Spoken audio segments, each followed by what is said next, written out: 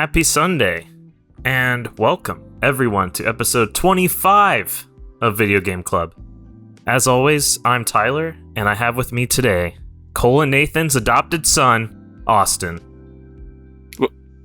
Hello. And dearly missed from last episode, Jody's partner for life, Mox. Aw, hello.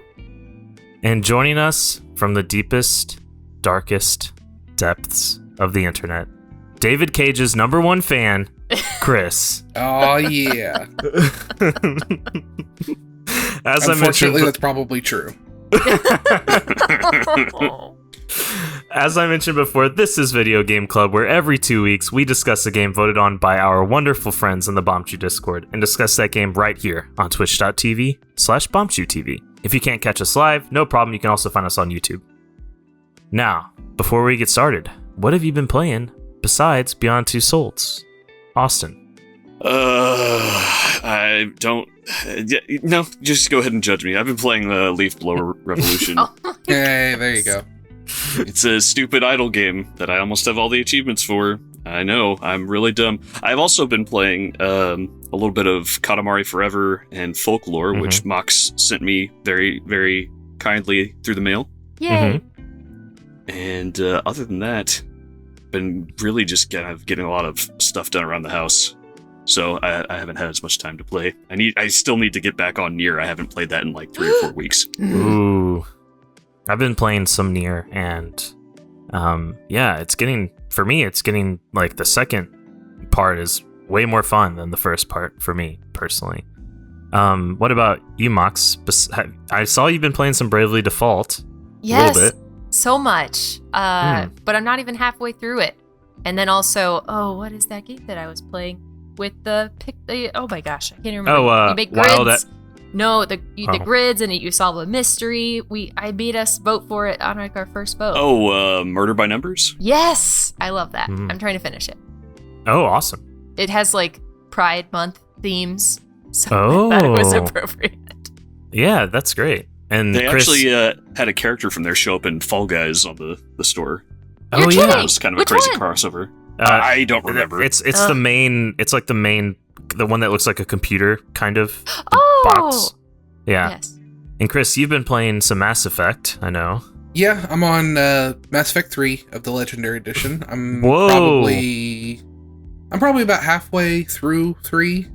That means you beat 1 and 2 already? Oh yes. Yeah, I've got almost 100 hours in Legendary Edition so far. Would you say did you play them at launch? I played 1 and 2 at launch. I did not play 3 until it got fixed. Okay.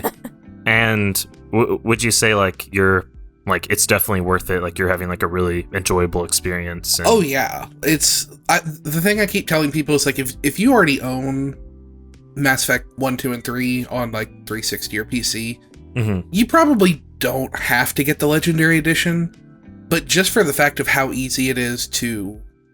The quality of life improvements on 1 are amazing, but then how easy it is to transfer your save from game to game because it's all part of one launcher is just... It makes replaying through that game so much easier, and I'm gonna be replaying through that game quite a bit, I imagine. Awesome.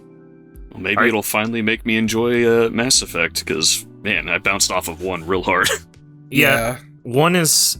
I think you would really like 2, probably, Austin.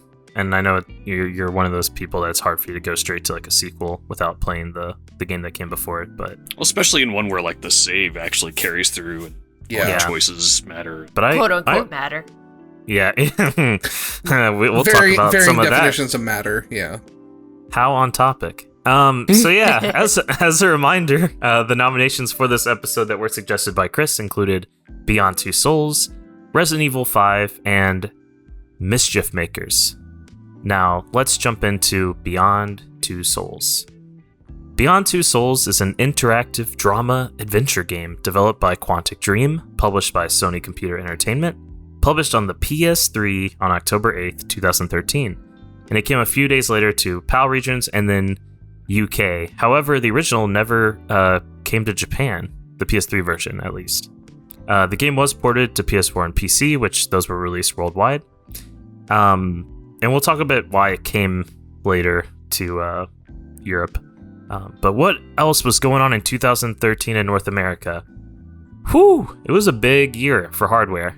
We got the Nintendo 2DS, the PlayStation 4 launch, the Xbox One, and Austin's favorite console, the Ouya, also launched. Hey.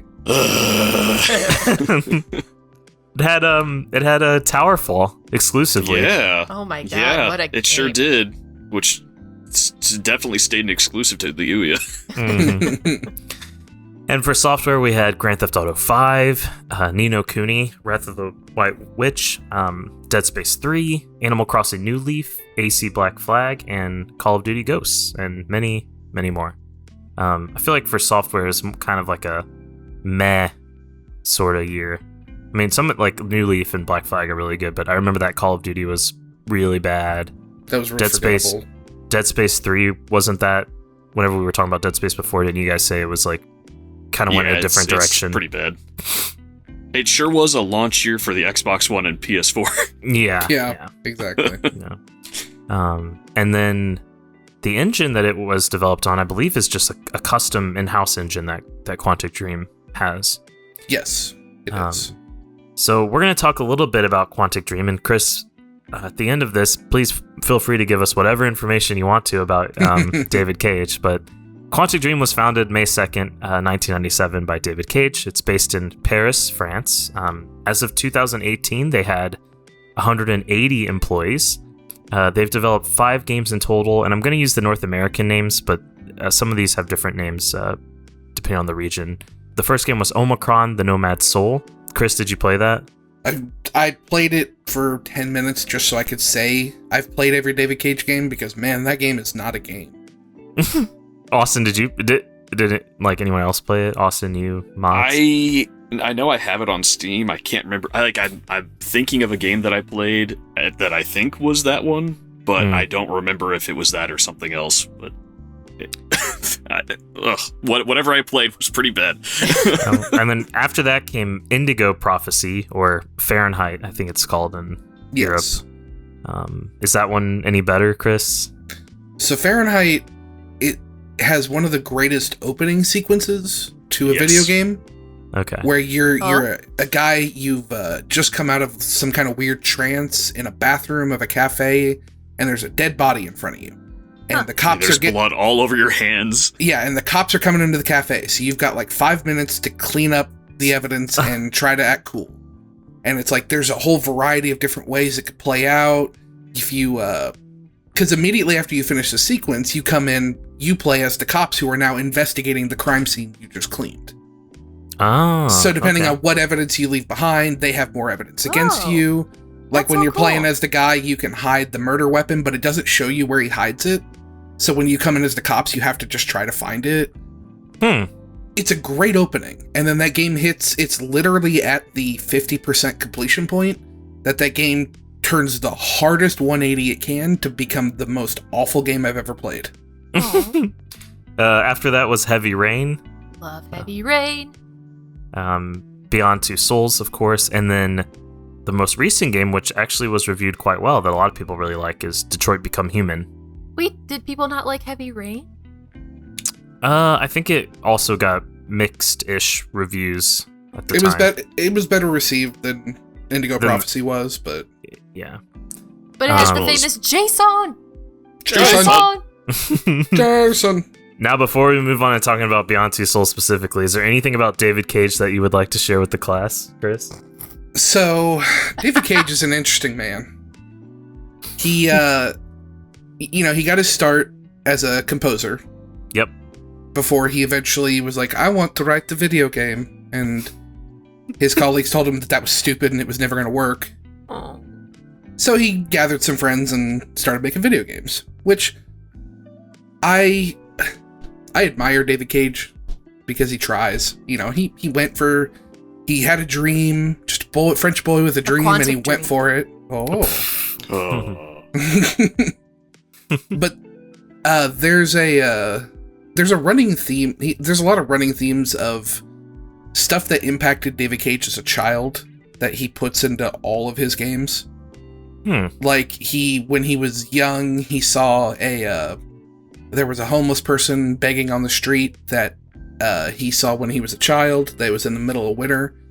And that's why almost every single one of his games involves homeless people, and usually a lot of winter scenes, because that left a big impact on him as a child, apparently.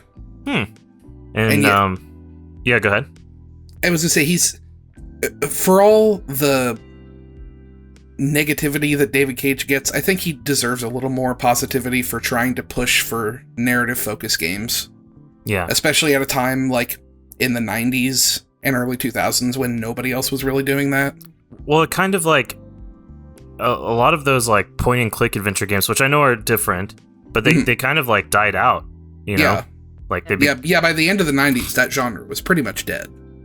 Like, no one was really looking for those games, and now, between David Cage, and then you also have Telltale, of course, and even Telltale, like, it kind of went back to, like, a valley, almost, where, like, you know, Telltale went out of business as well, so it could have been, like, poor business management, who knows, but, yeah.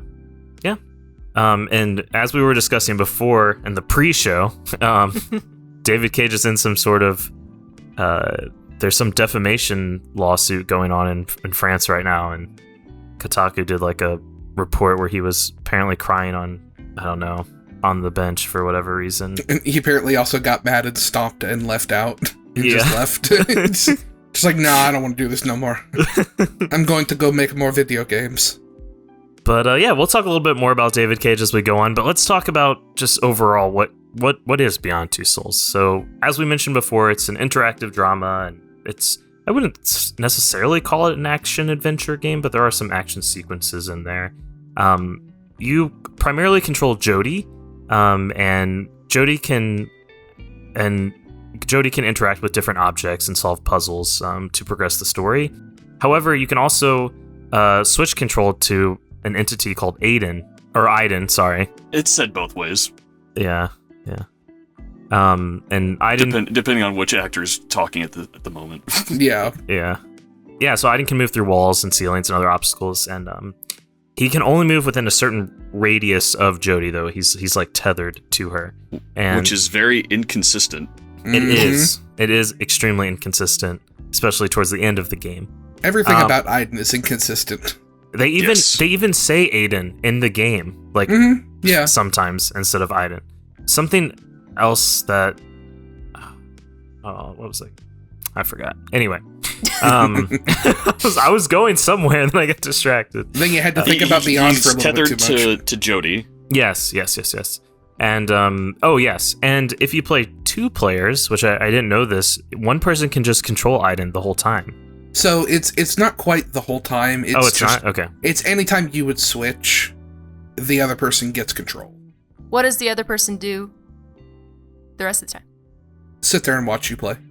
Oh, okay. So it's just kind of like, and yeah, it's still single screen. Yeah. So you could have done the exact same thing by just handing the controller to the person next to you? Yes. Okay. So when I was reading something, it was before the game had come out. So I don't know if this was actually how it was done originally, or if this was just the plan and it didn't come to fruition. But there was a planned app, like an iPhone app, that the second player would use to control Aiden. Was that, Chris? Do you know if that was the case on the PS3 version, or was it just second controller? I think on the PS3 version it was always just second controller. Yeah. Okay. There might have been a planned app at some point. I don't remember. I know that Heavy Rain had like PlayStation Move controller support or something. What? Yes. Yeah, unfortunately. and not the preferred way to play that game. They purposely did not bring it to Beyond Two Souls. So while playing as Jodie, you can interact with objects that are marked with a white dot. Usually you like tilt the controller or the control stick in a certain direction, or you press some sort of like button, depending on what pops up. It'll be like a tap or a hold, and that leads to like certain things happening. Just kind of depends what kind of situation you're in. During like the action sequences, like chases or hand-to-hand combat, things kind of go into this like slow-mo, and you need to like typically hit the joystick in like a and the direction that Jody is going to move or is moving. Which is also inconsistent. Yeah, and the camera doesn't lend itself to that very well sometimes. In some cases, you're like, I don't know which way. A lot of times it's like... I personally got wrecked in like all my combat sequences almost because of that. Yeah. There's also Luckily, they don't matter. It doesn't appear that they matter, yeah. There's also some sequences of like real-time stealth where you like sneak through environments and yeah. Those parts are okay. Those parts are a little better executed. It's still not great. But yeah. In terms of the combat not really, like the outcome of combat not mattering, this kind of goes with the development piece. David Cage has said in the past that for narrative games, having a game over screen is not a failure on the part of the player, it's a failure on the part of the developer. Yep. Most famous David Cage quote is, game overs are a failure of the game designer. Wow. So when he said that, it wasn't about all games, but specifically like narrative games. Yeah. Like the story should keep going on. So that's kind of his impetus when he's writing games. Okay. Which, and to his credit, he sticks to that. Like, yeah. It's a little less. You have a little less impact, I think, in Beyond, but especially in Heavy Rain at Detroit, entire characters can die off pretty early, and the story will continue without them. Yeah. But you get more achievements if you save them. Yeah. Yeah. Failing certain actions. Yeah. Achievements are what it's all about when you're playing a narrative game. Yeah. That's what I'm looking for. Yeah, and failing certain action sequences can alter like the course of the chapter, right? And in some cases can lead to death of like key characters. It's not as you guys were saying, it's not as often as Heavy Rain or Detroit from what we've talked about, Chris. Mm-hmm. My understanding is. Yeah. While playing as Aiden, the game becomes like all gray essentially, and among all this gray, there's some highlighted areas that you can interact with. Orange typically means that something can be possessed. Red is like strangled or subdued. I don't know what you would call it. And then blue is like you can like move stuff around, and green is heal. And Jody will frequently call upon Aiden to provide different abilities, such as he can do like some sort of like crazy shield where she can jump from just like some crazy height and she's fine. He also allows her to like speak to the dead as well, or like the dead can speak through her, and she can also like see events in the past. Just all kinds of crazy things like that. As you make choices throughout the game, the plot is revealed to you. Besides affecting dialogue and story developments, the outcome of entire scenes, and in some cases, the outcome of scenes several chapters later can be manipulated to a certain extent based on player choices. These choices are typically moral decisions made through Jody's dialogue options. So there will typically be like some sort of like, this button says it this way, this button replies this way, etc. And choices also determine the finale of Beyond Two Souls, as any number of plot endings can be experienced by the player. Which we'll talk a bit more about that in the future. So let's go over the plot really quick. I'm going to put on the spoiler text so we can just talk about the plot. So if you don't want to be spoiled about the plot, just fast forward. I found like a really good just like description of it, so I'm just going to like read through that and just stop when you want to talk about certain elements. We're going to read it in order, and the other thing is that, like, this game can be played in two different ways, and I think, Chris, you recommended the sequence. Yeah, which is, like, in sequence, right? Of the timeline. Yeah. It puts everything, for the most part, in chronological order. Right. But at launch, it just had the... At launch, you did not have that option. Okay. Yeah, so you start off... so young Jody Holmes lives with her foster parents in a suburban home. Since birth, Jody has had a psychic connection with a mysterious entity named Aiden, with whom she can communicate and perform telepathic acts such as possessing people's minds, manipulating certain objects, stuff we already talked about. After an incident with some neighborhood kids, that results in Aiden almost killing one of them, Jodie's foster parents seek help to care for her condition, permanently leaving her under the custody of doctors Nathan Dawkins, played by Willem Dafoe, and Cole Freeman, one love. I love Cole so much. Played by Kadeem Hardison of the United States Department of Paranormal Activity. Does this exist in real life? Yes. No. What? No.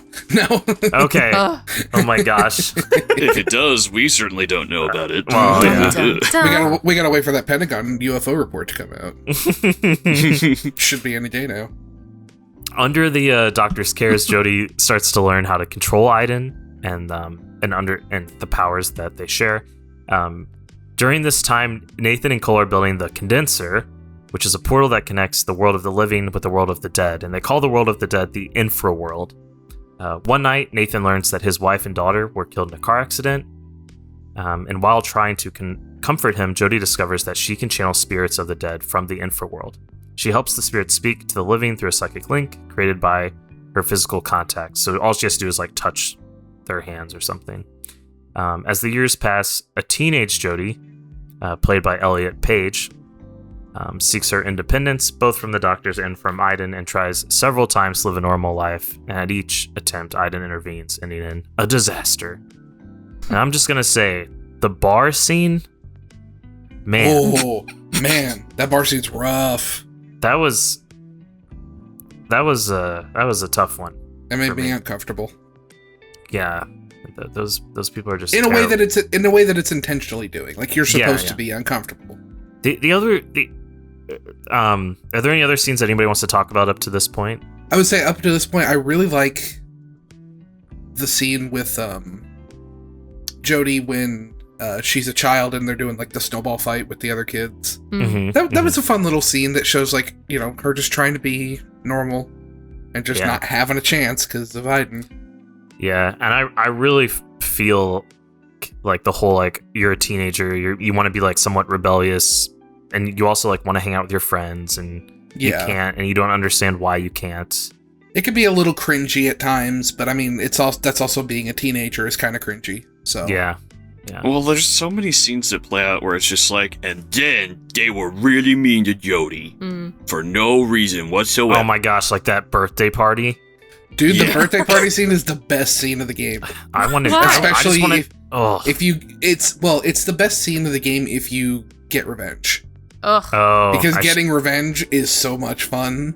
Oh my god, it's because it's So, am I the only one that got revenge in the party scene? Did everybody else? I play basically nice? kept Aiden under check wherever possible. Same for the most part. Yeah. Okay. I did wreck, I did spook him a bit, but I never caught the building on fire or anything like that. So yeah, so if you continue to let Aiden just let loose with revenge, you at one point you throw knives into somebody, like the guy who pretends to be your boyfriend. You end up with a knife in his shoulder. Yeah. People get tables thrown at them, window glass shatters in their face and cuts them up, and then you set the whole house on fire. Yeah, which it's such a great scene. They were so freaking mean to her, Jesus. For no reason, they just turned. And then whether you do anything, so I probably should have taken revenge because you're the thing I learned is your consequences don't matter at all. Yeah, not really. And I should have realized that because originally the game was all mixed up, and then in remix mode it's all consecutive. But for that to work, your actions in any one scene can't affect any other scene. They do, right? though. they do, but they a little bit towards the end. They can only have as much impact as they could have had in the order that they were originally in. Mm-hmm. Yeah. You can do. Go ahead. Your actions from chronologically scene to scene. The consequences of your actions are limited because those scenes might have happened in a completely different order in the original one. So it would be impossible for them to impact stuff that happens chronologically afterwards. Right. So for the most part, your actions have no effect. There are a few things. There's a few things they'll have direct consequences. There's most of it at best is flavor text of they will mention a thing that you did. And then there's a move little on. bit at the end that I can think of that specifically, but we'll get to that. We'll get there. My favorite scene is, I don't know if you're going to say it next, is the date night. And that goes a lot better if you don't go to the bar. Can you not go to the bar? Yes. What? Yeah. What? How do you not go to the bar? You're stopped by that security guard, right? Yeah, you can get caught. Oh, okay. Yeah, I kind of wish I would have got caught in that case. I was better for wondering, because everyone like I involved. did the date night all like perfectly, and then at the end they were like, and then they didn't have sex, and it was like, you made this choice. I was like, what did I do? Wait. Mox, you're talking about when she goes out with her friends or whatever? That's the bar. Yeah. I think, Austin, you're talking about a different date. You're talking about when No. I'm talking about two different scenes. The date night goes differently if you don't go to the bar. Oh. So that's how you get laid. I see. Oh my god. It's a lot more sweet and warm. Whereas... which is why you get laid. Yeah. Moving on. At one point, Nathan asks for Jody's help with the condenser, which is broken open. So Jody manages to shut it down and warns Nathan, do not build another one of these, you moron. This gets the attention of the CIA, who sends Agent Ryan Clayton, played by Eric Winter, to forcibly recruit Jody. After training, the now adult Jody goes on multiple missions as a field agent, often with Ryan, to whom she slowly becomes attracted. Excuse me, training involving a sick montage. Because you gotta have a montage. Montage. Also, did we? So multiple missions. That's 2 missions, right?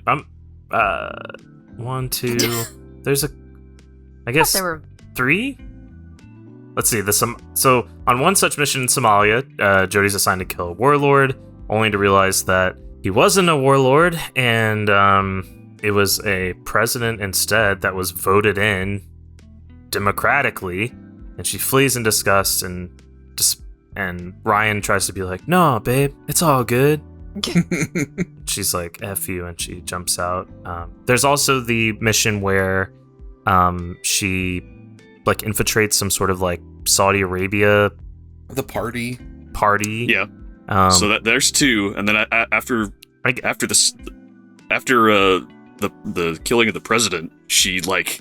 Yeah. Well, she flees the CIA. Yeah. And then she does one last mission at the end, right? Right. It's after she rejoins. Yeah. So after she leaves the CIA, she befriends a small group of homeless people. Then during that, she helps give birth. Noble homeless. Yep.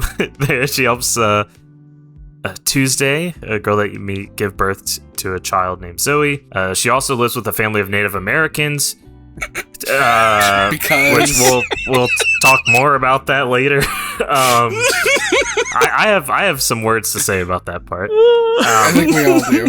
The CIA eventually recaptures Jody after she attempts to reconnect with her biological mother, who's catatonic and who's been held and forcibly drugged at this military hospital. To show of hands on that one, who did the right thing?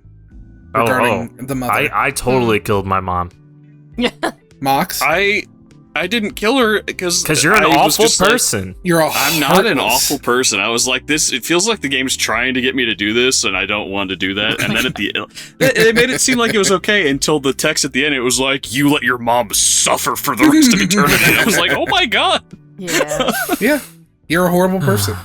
She doesn't know what's going and you'll on. Have to She's sleep. not suffering. That's so horrible. It's so horrible. Yeah, it's terrible.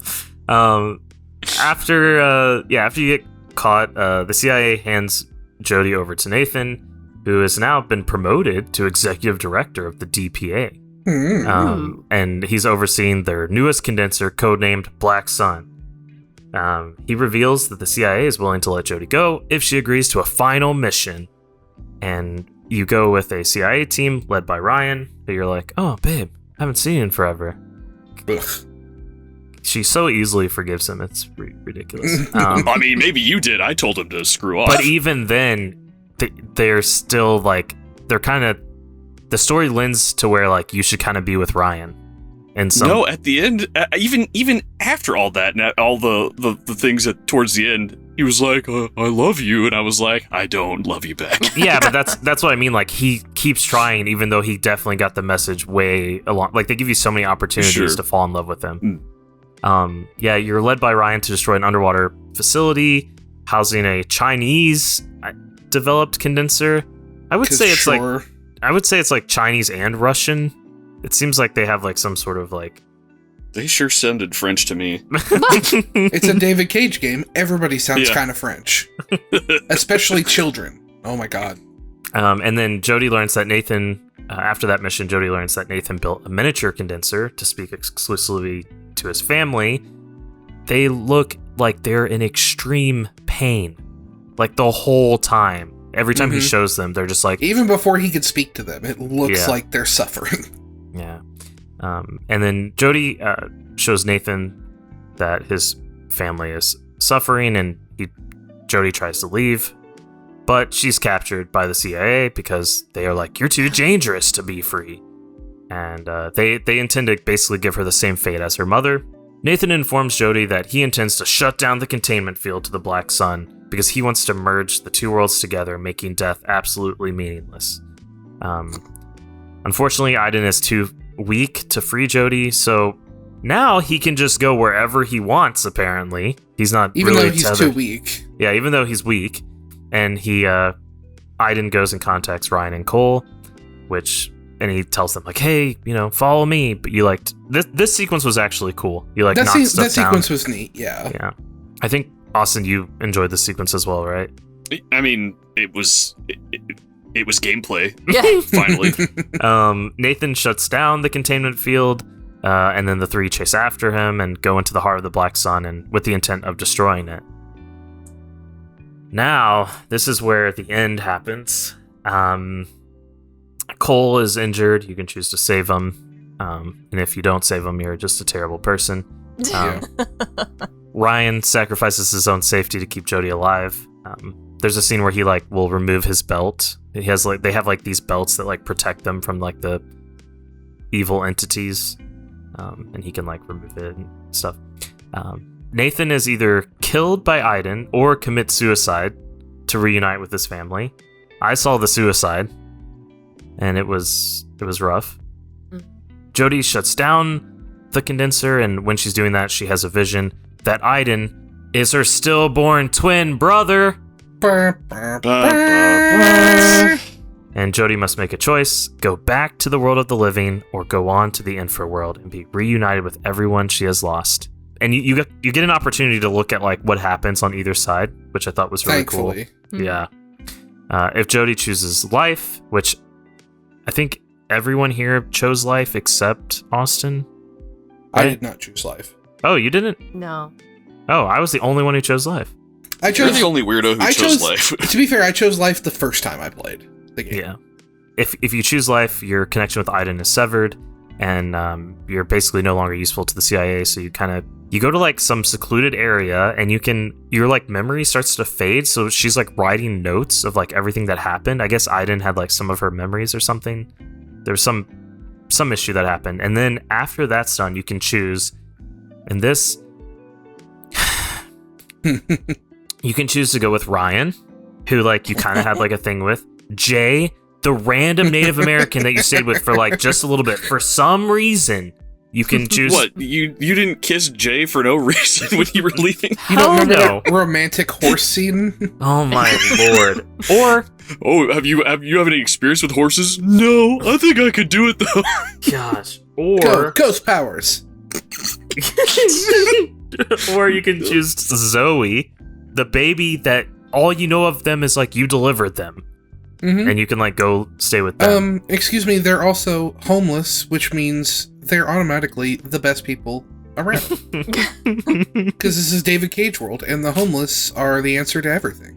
Well, I chose Ryan, and I went to. Would. I would. Damn right I would. And we went to some island, some romantic island together, and this coconut fell, and Aiden spells out a little message in the sand and tells you, I'm still here, baby. And Jody doesn't notice because she doesn't care. No, she notices.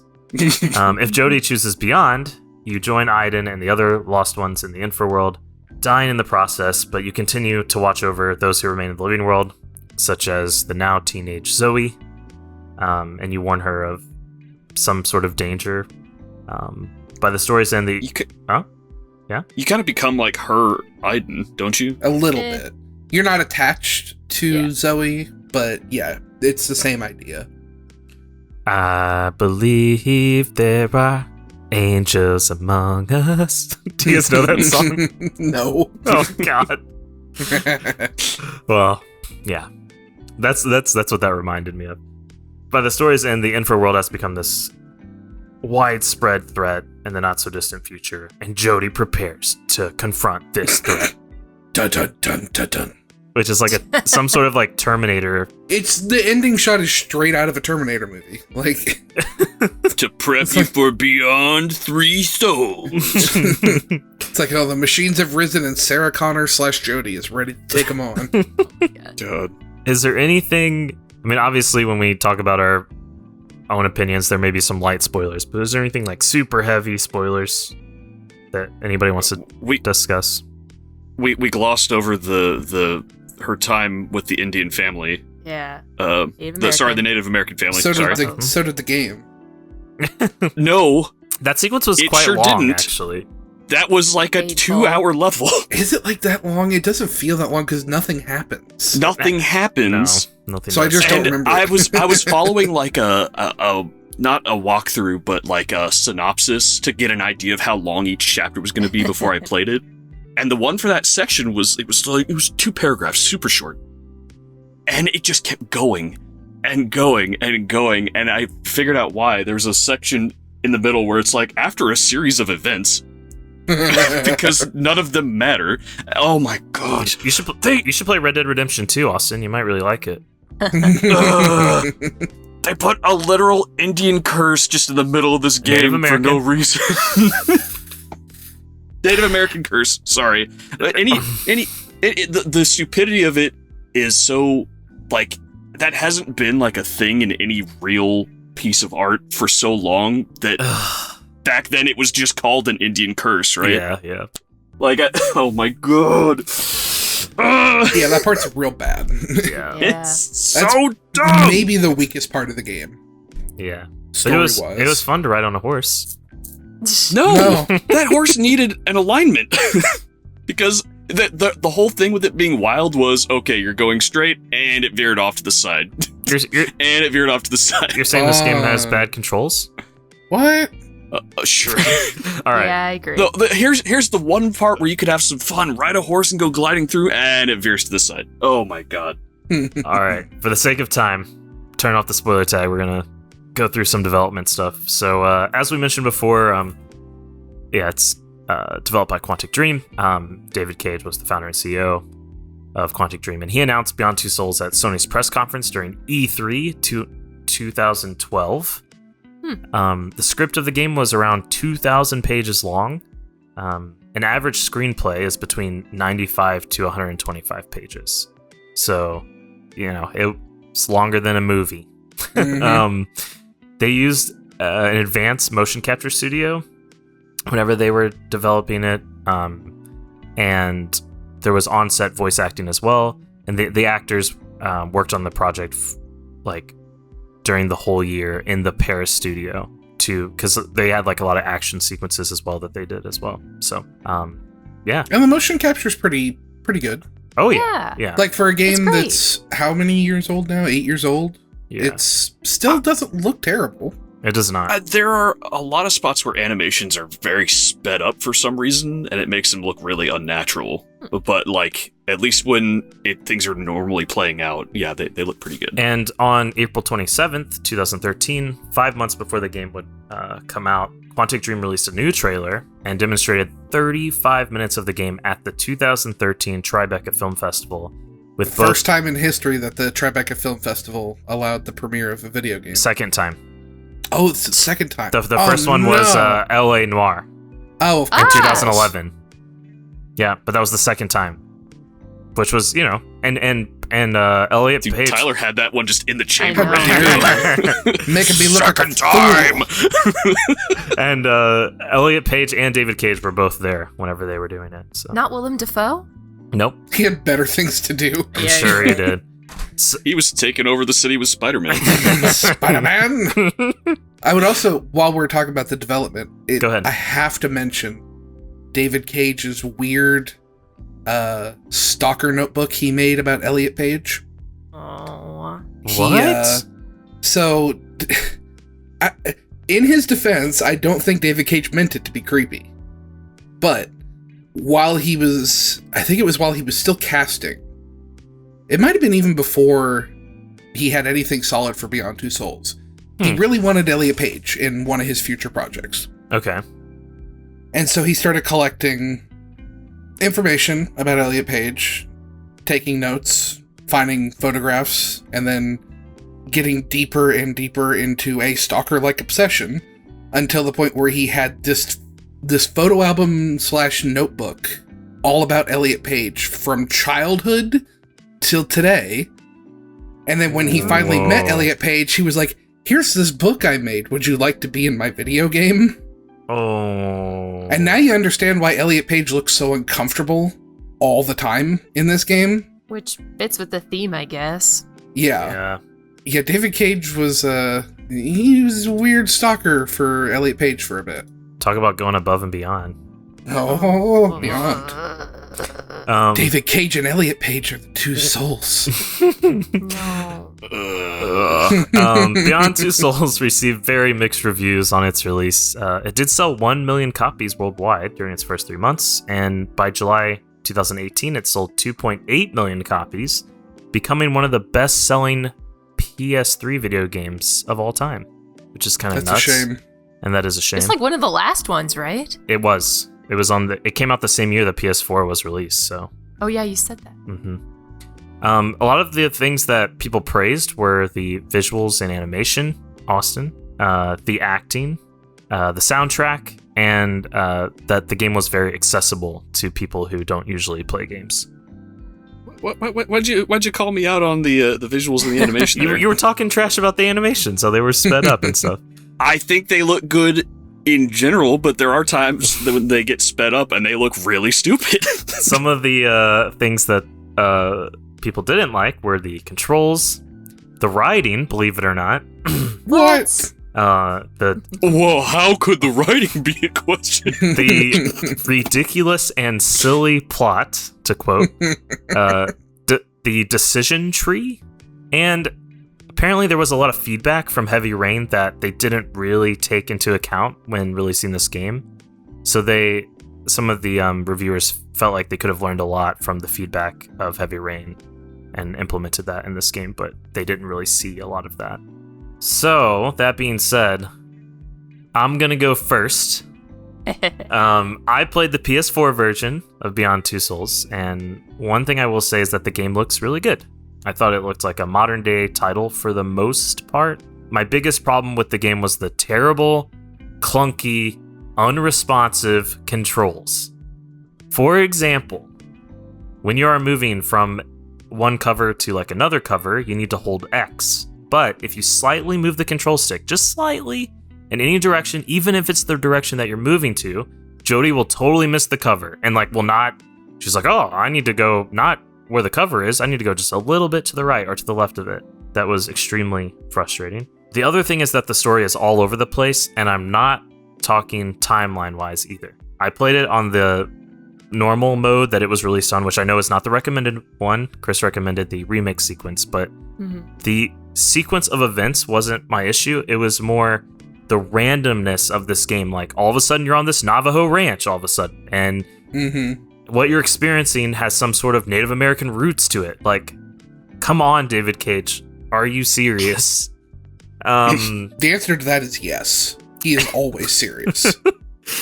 Besides that, the story was pretty intriguing, but it did remind me a lot of Stranger Things. Like, the whole, like, young girl being studied, kind of like adoptive parents taken away from her mother. I don't know. Got a lot of Stranger Things vibes from that, which did... Netflix got some splaining to do. Yeah, it came out after. So, and my partner predicted the story in the beginning of the game, like right at the beginning. She like predicted the end, and so the whole time we were just waiting for that reveal to happen and hoping that that was not the reveal, but it was. Yeah. Overall, though, it was okay. I would probably never play this again, nor would I recommend it. But I am glad that I finally have played a David Cage game, because they're like anytime. And Chris, I'm curious like what like your opinion is of this. But what I've noticed is like if there's some David Cage game announced, it seems like people get really hyped for it, and it's almost like they don't remember the previous games that were released. Mm-hmm. Or they're expecting like some sort of like lessons to have been learned to where, okay, now this one is going to be like the one where he nails his vision. Kind of like the guy, I can't think of his name, the Fable guy. Oh, Peter Molyneux. Yeah, Yes. and how he promises things and people, But people started calling Peter Molyneux out on his stuff real quick. That is David true. Cage still gets away with it. Yeah. I would say for me, it's about a 5 out of 10. And I would like to hand over. Let's end on like a high-ish note. So let me hand it over to Austin. Okay. Do be next time. So, Yeah, I will. Prepared statement. no, I don't have a prepared statement. Okay. I didn't need one for this. It wasn't as I don't think anything I play is going to be as bad as Banjo-Tooie. But oh my god, this game. Yeah, like you said, the visuals are good. If you hadn't told me this was a PS3 game, I would never have guessed that this originated on the PS3. And the footage for this was captured on the PC version. That's how I played. But as far as I know, there weren't like any major graphical upgrades for that version. Like I think it was just a resolution and frame rate bump. It's a really good looking game. Like the character models look really good. I love Willem Dafoe in this. I know Elliot Page can act, and I don't think that he was given a script that he could work with in this. Like, all of his lines are just like, okay, pause for a while, and just... yeah, basically. It was super slow and tedious. Like you said, the controls are really awful. I would have loved to have a run button. Just a run button for anything.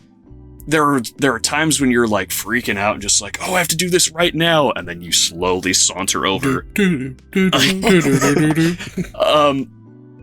Jodie is constantly yelling at Aiden for things, and then like literally a minute later she'll be in trouble and be like, Aiden, save me. And there's just like no gratitude there at all. It's just constantly treating him like garbage and then demanding that he help you out. The story of the game, it kind of assumes that when you're playing as Aiden, that you're gonna be a dick. Because that's the only reason Jodie's anger at him would make any sense, is if he had been actively ruining her life, which doesn't have to be the case. Yeah. There were lots of moments of just like, let's be mean to Jodie for the sake of it. That's David Cage. And then, yeah, and I guess that was to like get you kind of riled up and be like, well, I should use Aiden on this person, and to test what you would do. But then it didn't really feel like there was any. It didn't feel like there were. I never really felt the consequences of my action or inaction, for the most part. There were little bits and pieces, but not really much that was substantial. There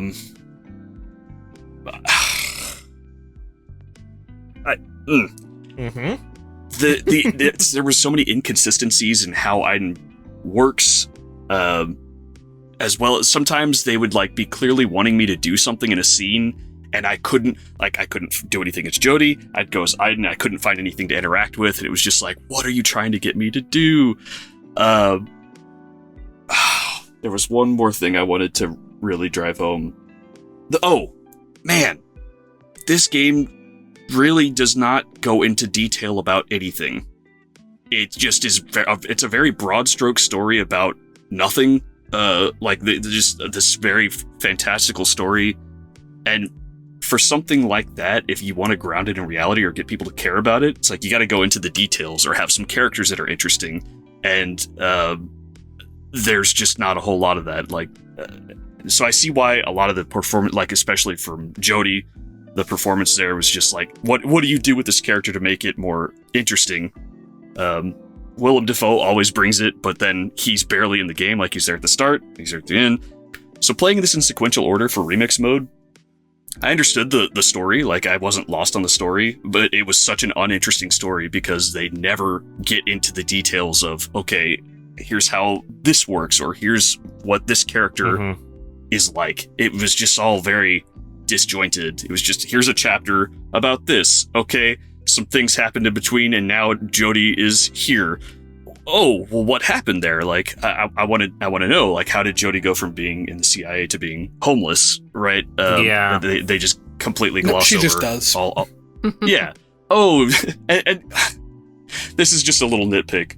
When I was getting all the change and stuff, and she's getting like coins and $1 bills, and all of a sudden she's like, at the end of the day, she's like, here's all these $5 bills that my magic pocket just made into perfect change. That was the moment I was just like, this game does not, it glosses over all the details. They don't really care about telling you how things got to be the way that they are. So I would give it, the visuals are really good. It's an interesting concept. Like, they tried some interesting things.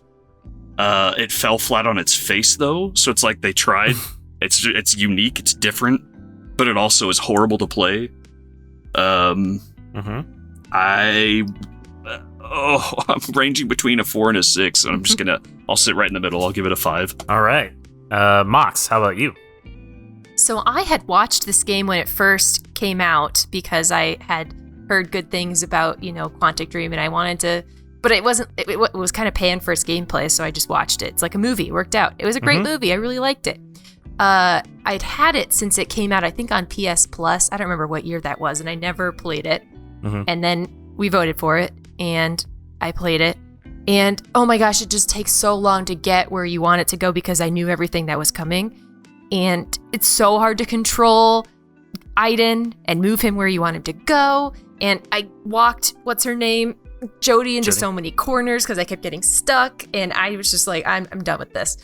So I agree, it's hard to control. I like the story. It's a great movie, not a good game, I guess. And I had come from playing Heavy Rain and LA Noire, which is not a Quantic Dream game. But I was expecting a lot more with gameplay, and it just sucked. And now knowing how David Cage was creepy to Elliot Page, it makes me hate it. So I'll give it a 5 because it had a lot of revolutionary, mocap stuff, and I really enjoyed how you got to see kind of what percentage of players did your choice at the end of the chapter. But like you guys said, I didn't like the disjointedness of the chapters. I wish there was more like, oh, in between this one and that one, this happened, and to explain it, whereas you're kind of just like figuring it out as you go, and it doesn't really make sense. But otherwise, I really like Elliot Page and Willem Dafoe, of course, so not too bad, but not great. Did you play it in remixed mode, or?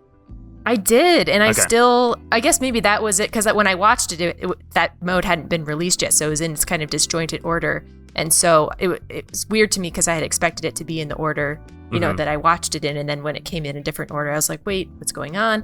And then I just wanted to get to the points that were exciting in the movie that were, I don't know, hours away in the game. Yeah, at the end. Until you go to the Native American Navajo ranch all of a sudden, randomly.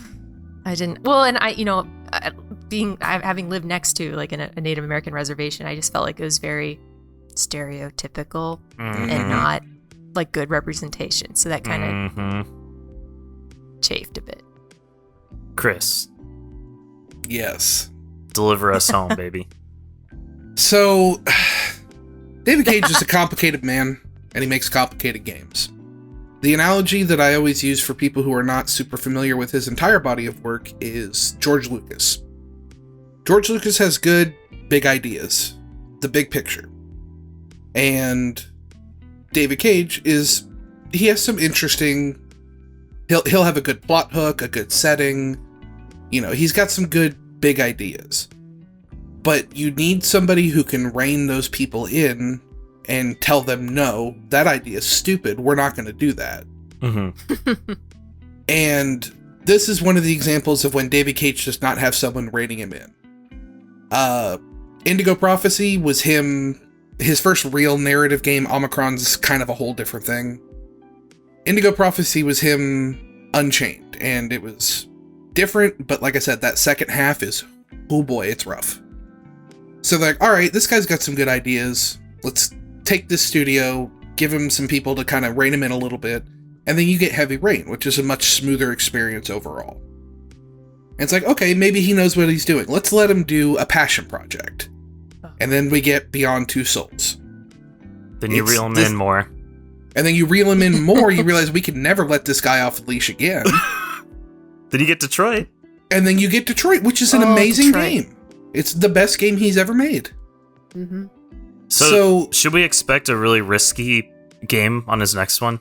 I think the studio is smart enough that they're not going to let him off the leash ever again.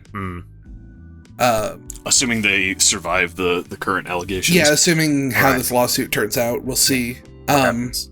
But yeah, with Beyond, it's such a mess, just from start to finish. Like when I recommended people play the remix mode, because in my opinion, I think it's a slightly better version of the story. But neither one is great. Because if you're playing the original, you're jumping around from time point to time point with no explanation as to why. You feel like your actions have no consequences because you're jumping around at the time. But then if you play the original mode, it's just a series of scenes with nothing connecting them, and stuff just kind of happens anyway. So there's no good way to experience the story of this game because it's all bad. It's just all bad. And like, I can never bring myself to hate David Cage, the person, really. Because, like I said, he's trying. Like, he wants to make good games. He wants to make an interesting narrative experience, and it doesn't always work. Some games are better than others. This one just happens to be the worst game he's made since Indigo Prophecy.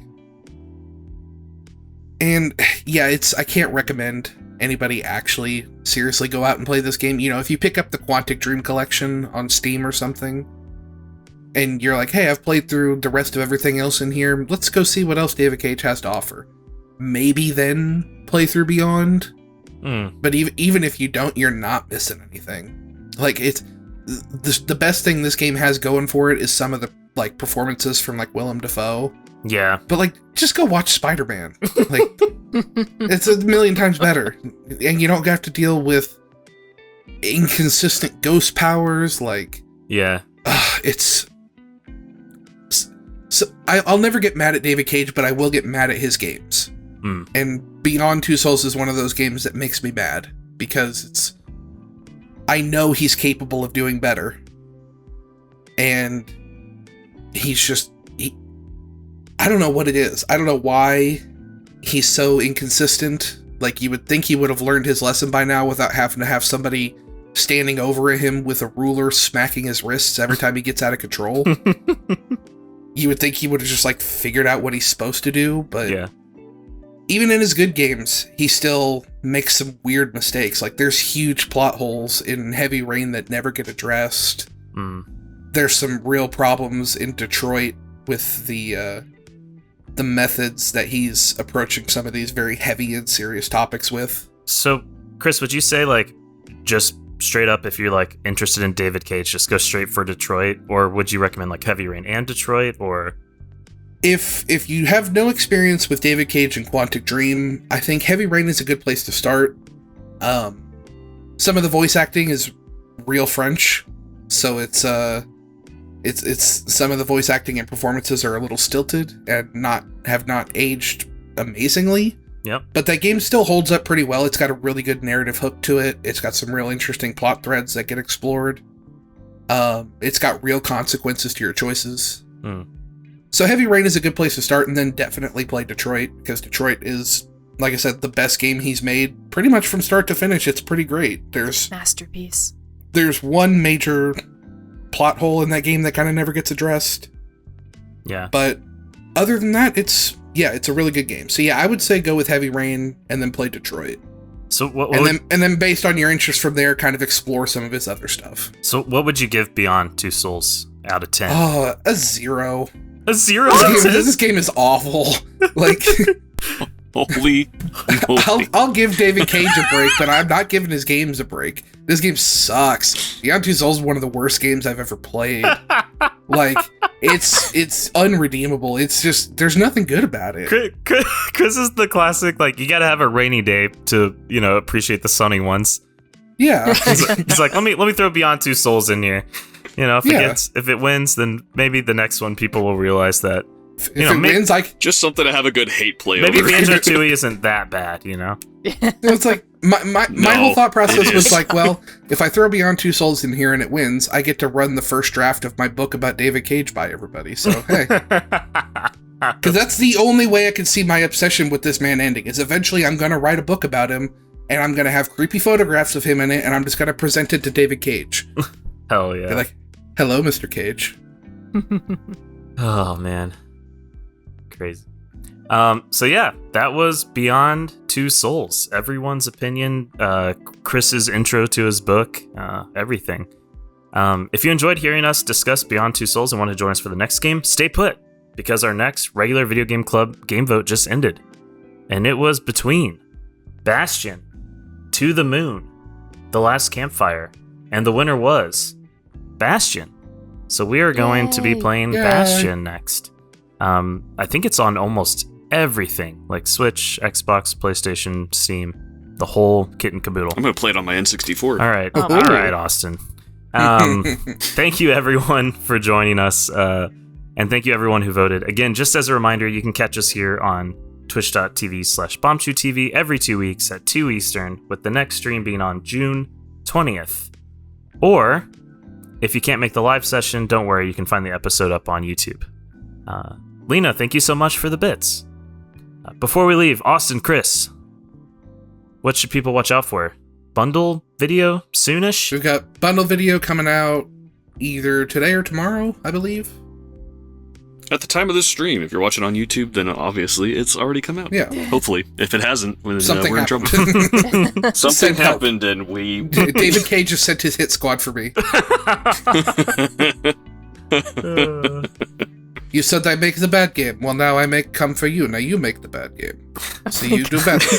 Fluff, thank you so much for the sub. Austin, thank you for joining. Thanks for having me. Mox, thank you. Thank you. Chris, thank you as always. It's a pleasure as always. I'm Tyler. This was Video Game Club, episode 25, Beyond Two Souls, and we're out. I'd like to give a special shout out to Michael Slater, Blake Harms, and all of our patrons over on Patreon. Thank you, and thank everyone for watching.